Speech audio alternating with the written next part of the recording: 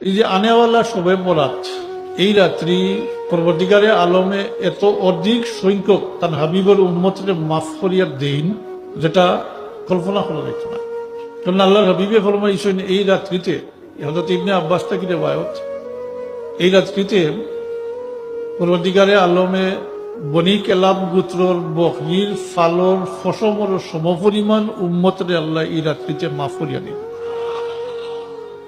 বনি কেলাব গোত্রর পশুর বকরি এগুলোর সংখ্যা হাজার হাজার আসলো, কেউ কেউ তো 10,000 পর্যন্ত হয়েছে।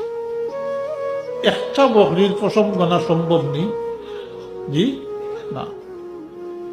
তাইলে এত অধিক সংখ্যক মানুষকে মাফ করে দিবা, কারণ আমরা যদি মাহাসল ওটাও নেই বলে এই রাত্রিতে যারাও আল্লাহর দরবারও মাফ চাই বা তৌবা করবা, আল্লাহ তাআলা মাফ করে দিবে। কিন্তু এই রাত্রিতেও কিছু সংখ্যক মানুষের আল্লাহ মাফ করতাম না। 1 নম্বরে তো মুশরিকরে মাফ করতাম না, 2 নম্বর হইল হিংসা করে আল্লাহ মাফ করতাম।